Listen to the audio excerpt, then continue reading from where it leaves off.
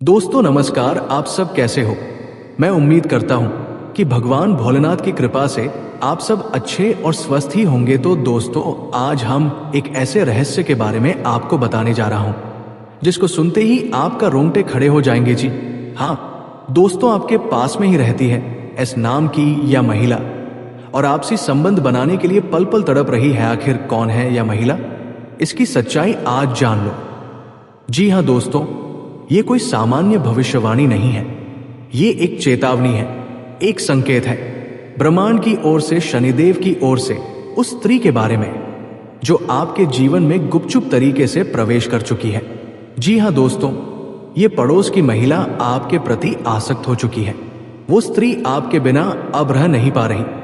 उसकी आंखों में एक आग है, एक लालसा है, एक चाहत है जिसे वो छुपा नहीं पा रही। लेकिन क्या आपने कभी सोचा कि उसका इरादा क्या है? क्या वह सच में आपसे प्रेम करती है या फिर इसके पीछे कोई और राज्य छुपा है? जी हाँ दोस्तों, आज इस वीडियो में हम इसी रहस्य पर से पर्दा उठाने जा रहे हैं। ये कोई साधारण प्रेम नहीं है, बल्कि इसमें छुपा है एक गहरा षड्यंत्र, एक आध्यात्मिक संकेत और एक ऐसा संयोग जो वर्षों बाद किसी व्यक्ति के जीवन में घटित होता है। जी हाँ दोस्तों, वो महिला कोई साधारण महिला नहीं है।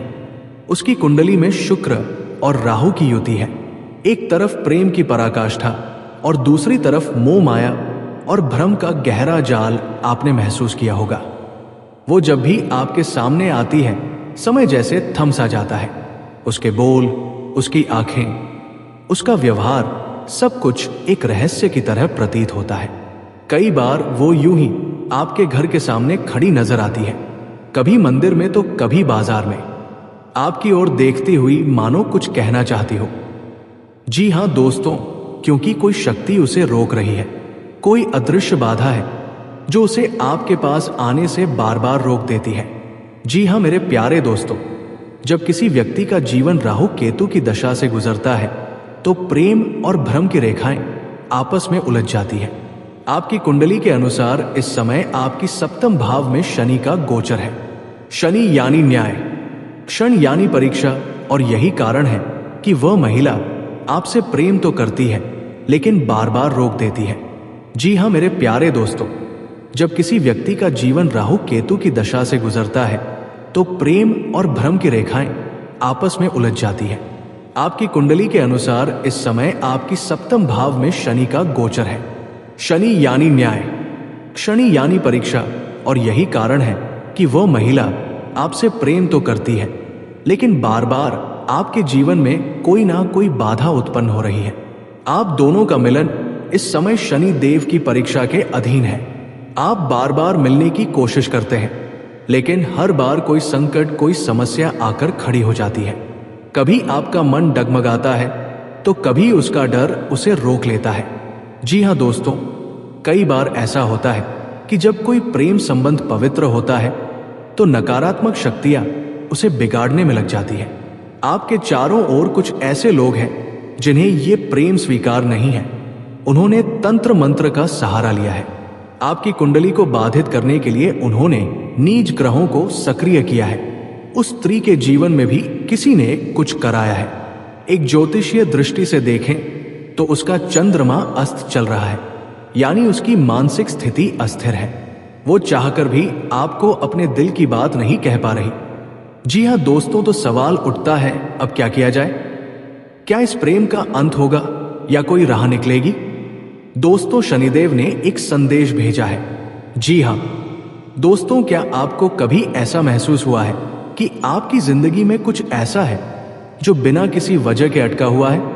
क्या आपने कभी सोचा है कि जब भी आप किसी नए रिश्ते की शुरुआत करना चाहते हैं तो कोई अनदेखी ताकत उस रास्ते को रोक देती है? जी हाँ दोस्तों, ये वीडियो उन सभी लोगों के लिए है जो बार बार असफल रिश्तों का सामना कर चुके हैं, जिनके जीवन में बार बार ऐसे लोग आते हैं जो आते तो हैं लेकिन जाते समय दिल में गहरा जख्म छोड़ जाते हैं। ज्योतिष शास्त्र के अनुसार कई बार हमारी वर्तमान जिंदगी में जो संघर्ष हम झेलते हैं उसका कारण सिर्फ हमारी वर्तमान जन्म की कर्म रेखाएं नहीं होती, बल्कि ये हमारे पूर्व जन्म के अधूरे संबंधों और अधूरी इच्छाओं का परिणाम भी हो सकता है। जी हाँ दोस्तों, ज्योतिषी ग्रह गोचर के माध्यम से ये जानने में सक्षम होते हैं कि आपके पिछले जन्म का कोई साथी, जो इस जन्म में भले ही भौतिक रूप में मौजूद ना हो, लेकिन उसकी आत्मा, उसकी अधूरी भावनाएं आज भी आपको घेरे हुए हैं। पिछले जन्म में आपके और उस व्यक्ति के बीच जो संबंध था वो अधूरा रह गया था। शायद प्रेम था लेकिन मिलन नहीं हो पाया, शायद वादा था लेकिन निभाया नहीं जा सका, और आज उस अधूरे प्रेम की छाया आपके आज के जीवन में हस्तक्षेप कर रही है। आप सोच रहे होंगे, क्या वाकई ऐसा हो सकता है? पूर्व जन्म की बातें, आत्मा का पीछा करना मैं समझ सकता हूं। आपके मन में संशय है और होना भी चाहिए, क्योंकि जो चीजें आंखों से नहीं दिखती उन्हें मानना आसान नहीं होता। लेकिन मैं आपसे बस एक बात पूछता हूं, क्या आपको कभी बिना वजह किसी विशेष व्यक्ति से डर या घबराहट महसूस हुई है? क्या कभी कोई रिश्ता शुरू होने से पहले ही खत्म हो गया है बिना किसी कारण के? क्या कभी किसी ने आपको कहा कि पता नहीं क्यों, लेकिन मैं अब यह रिश्ता नहीं निभा सकता? जी हां दोस्तों, यही संकेत होते हैं कि आपके जीवन में कोई अदृश्य शक्ति सक्रिय है।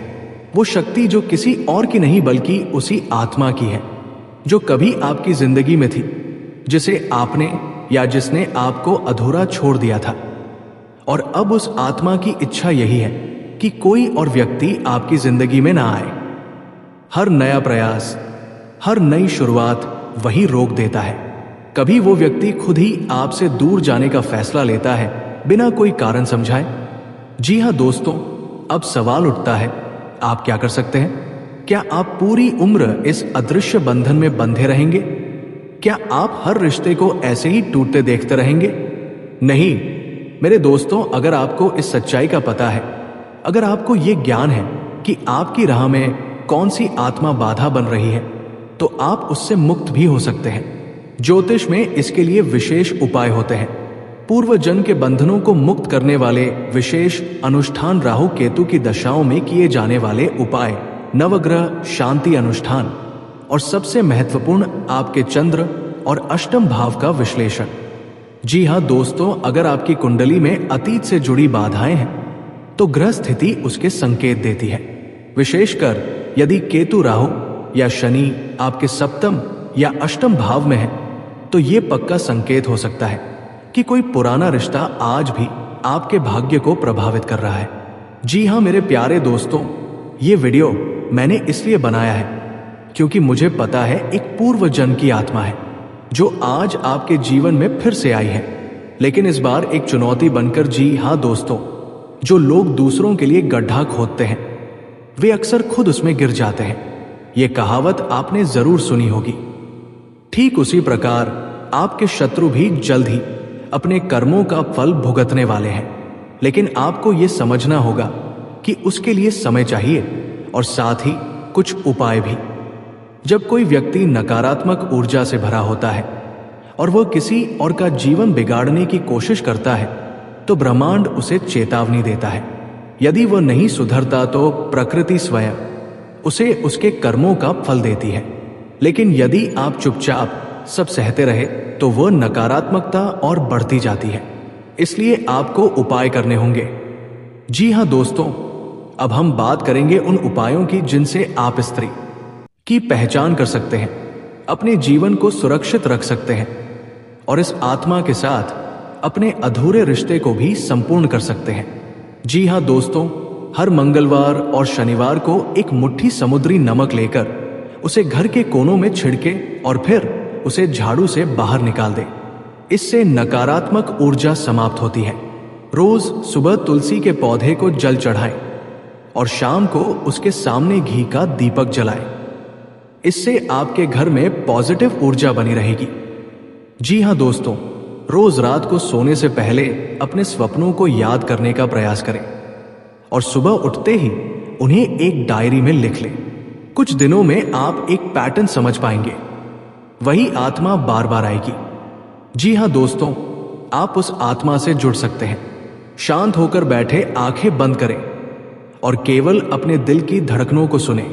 उसके बाद उस आत्मा को बुलाएं। धीरे धीरे उसका संदेश आपके मन में आने लगेगा। जी हाँ दोस्तों, अंत में किसी भी आत्मा को शांति देने का सर्वोत्तम उपाय है क्षमा और प्रेम। जो भी आपके जीवन में आपके खिलाफ कार्य कर रहा है, उसके लिए ईश्वर से प्रार्थना करें कि वह उसे सही मार्ग दिखाए। जब आप इन उपायों को करने लगेंगे तो धीरे धीरे आपके जीवन में परिवर्तन आएगा। पहले आपको भीतर से शांति का अनुभव होगा, फिर आपके आसपास की परिस्थितियां बदले। वो स्त्री जो अभी आपको एक संकट की तरह लग रही है, हो सकता है कि वही स्त्री आपके पिछले जन्म की प्रेमिका हो, या आपकी मां जैसी आत्मा, या अधूरा संबंध जो अब फिर से पूर्ण होना चाहता है। जब आप उसे पहचान लेंगे तब आप एक गहरा जुड़ाव महसूस करेंगे। उसका व्यवहार भी बदल जाएगा। वो नकारात्मकता जो अब तक आपके जीवन में बाधा बनी हुई थी, वो सकारात्मक ऊर्जा में बदल जाएगी। आप खुद को हल्का महसूस करेंगे। आज का वीडियो यहीं पर समाप्त करते हैं। मिलते हैं अगले नेक्स्ट वीडियो में। तब तक के लिए धन्यवाद। हर हर महादेव। जय शिव शंभू।